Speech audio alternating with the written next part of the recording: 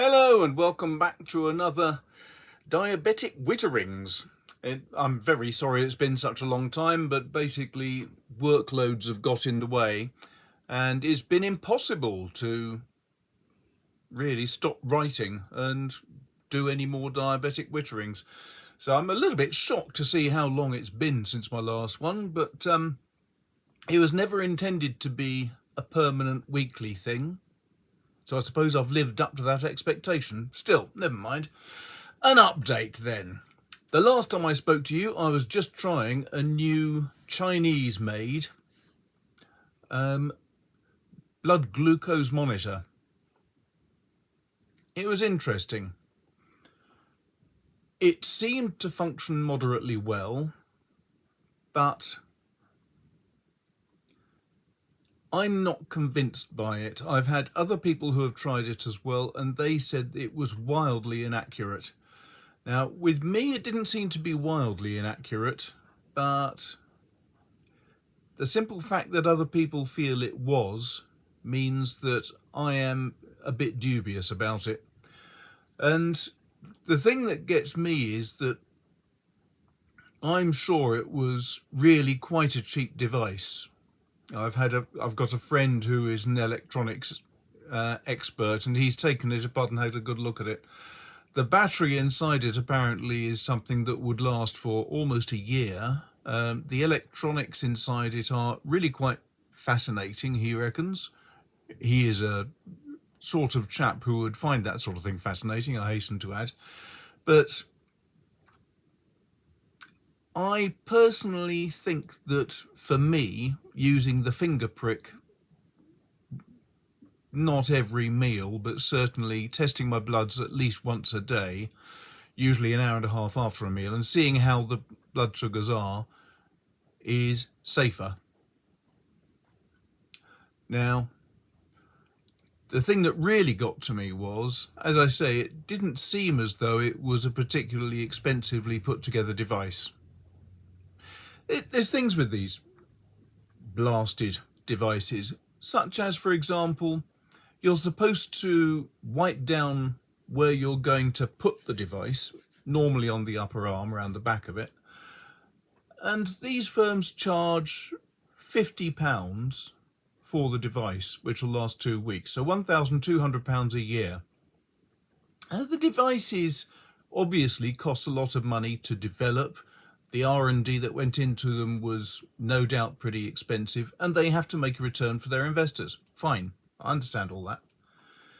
But none of them will even add the cost of an alcohol wipe included free of charge with the box. I mean, they are going to be making at least 70 to 80% profit out of each device sold, I believe, which, you know, it's a healthcare product. There's certain things that you know you're going to pay over the odds for. One is safety equipment for children. You know you're going to pay over the odds for them because, well, why wouldn't you spend that money for your loved one? It's the same with food and toys for dogs or cats, because it's your little darling, it's your pet. Obviously you're going to pay for it. And the other thing is healthcare for yourself. You're going to pay for it if it's something that is going to be worth your while.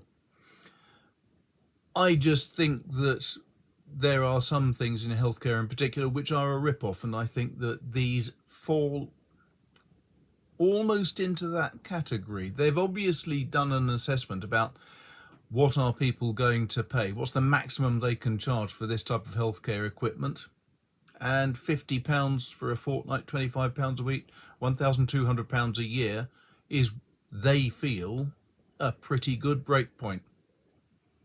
Now, don't get me wrong, the devices from Abbott Laboratories and others are very, I think, effective and functional, but I can't justify 50 quid every fortnight, £100 a month. So what I intend to do is every 3 months make sure I get decent blood tests, HbA1c blood tests from the doctor, which is free of charge obviously in the UK because we have the NHS.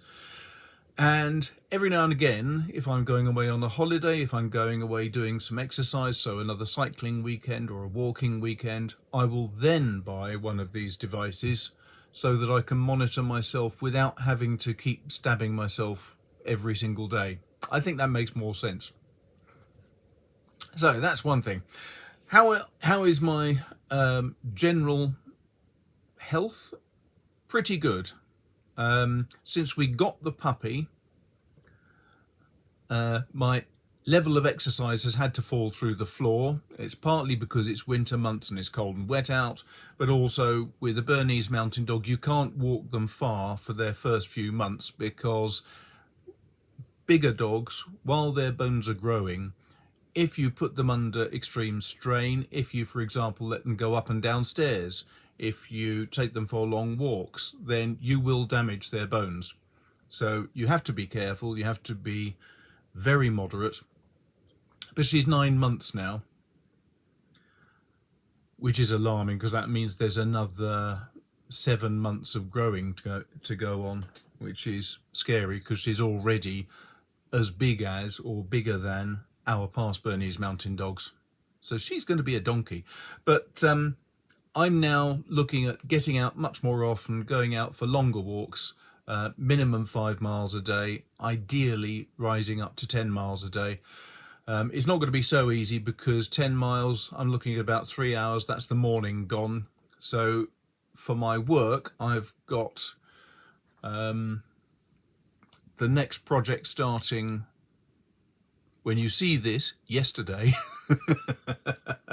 I'm recording this on Saturday before it goes live, so I'm going to be starting on Monday with the next project, which is the working title, The Mrs. King, which is Mrs. MISSES, not the Mrs. as in singular. So that's a project which is going to take at least 3 months to write. I've got to crack on with that. I'll need to get the exercise in as well, so it's going to be a bit of a challenge, but I'll do it. So more exercise is needed. I'm going to have to diet again. I think I've started putting on a bit more weight, so I'm going to have to do something about that as well as taking more exercise. But generally, when you're diabetic, the things you have to look out for are damage to the eyes and damage to the extremities. So especially feet. I mean, the first bit of advice you get is monitor your feet daily. Make sure that they are still sensitive, that you can feel things on your feet, because it is all too common, and there's a huge number of people who the first problem they have with diabetes is they have to have a foot amputated. It is horrible to think of it, and that's one of the reasons why I'm being very careful and monitoring things and keeping track of stuff. The other thing that is very common is the one that's really afflicted me, which is my eyesight. Now, I wasn't aware that there was any problem with my eyesight going back 8-9 months ago, but it is now quite clear that there's been severe deterioration in my eyesight. There are edemas, which are leakages behind the retina, behind the macula, unfortunately, which mean they're pushing the retina away from the wall of the eyeball. And what that means is that you get blank spots. Now, there's lots of different problems you can get with your eyesight with diabetes. One is you get little floaters. That means that parts of the retina might have come away, or you've got blood clots in your eye, and they're little black marks that will float across your vision. I haven't got that, luckily.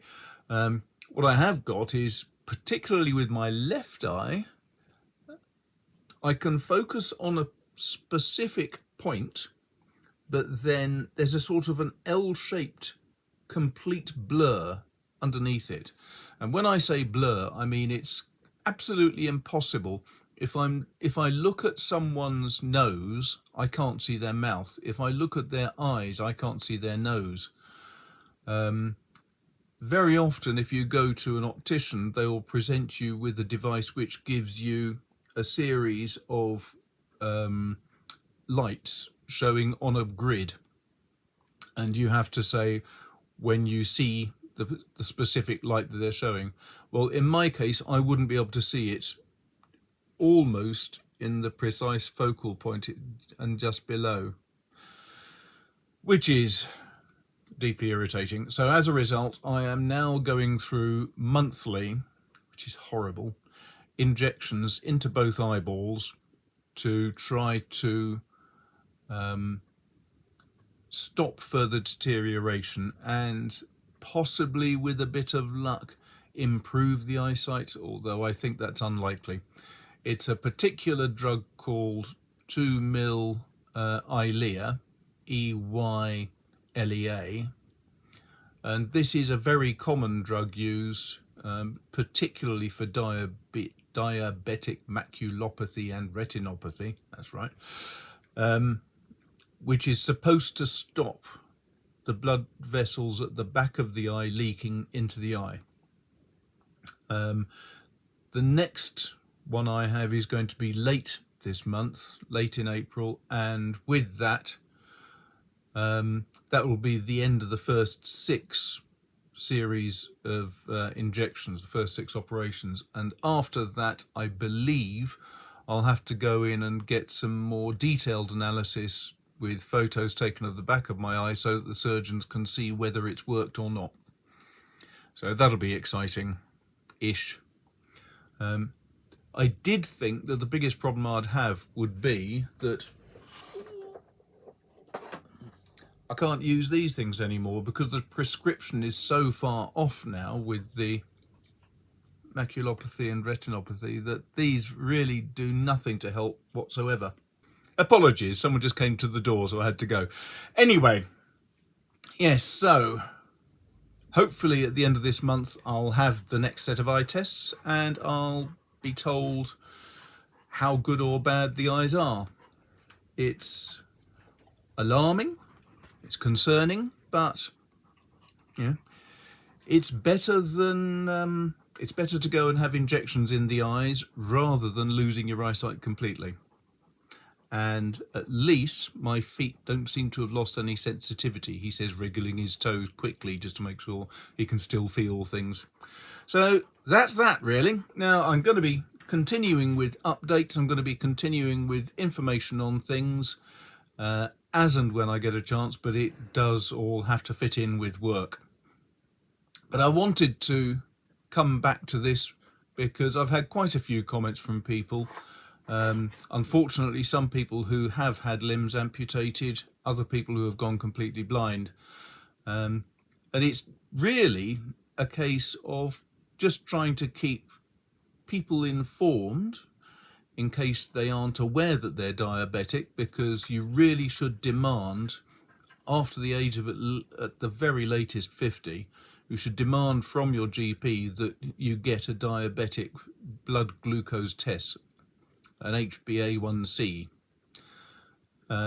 because you will not necessarily know that you've got diabetes. I had no symptoms whatsoever, and I was really significantly over the safe levels of blood glucose, as in the safe level was about 50 and I was on 114. So there is no way that I could tell that I had diabetes because I had no symptoms whatsoever for 10 years. And it's the 10 years worth of damage to my eyes that is giving me all the problems now. So if you get an opportunity to go to your GP, ask for a blood test, ask for the HbA1c so you can test for diabetes. Because if you enjoy eating bread, you enjoy eating pizzas, you enjoy beer, you enjoy potatoes, you enjoy parsnips, all these things are the things that lead to diabetes. And on that cheerful note, I will now go away, edit this, put it up for Tuesday, finish doing my Patreon page because these things have to be done, look at some of the other things that I need to do, and I will speak to you soon. All very best, take care and keep safe.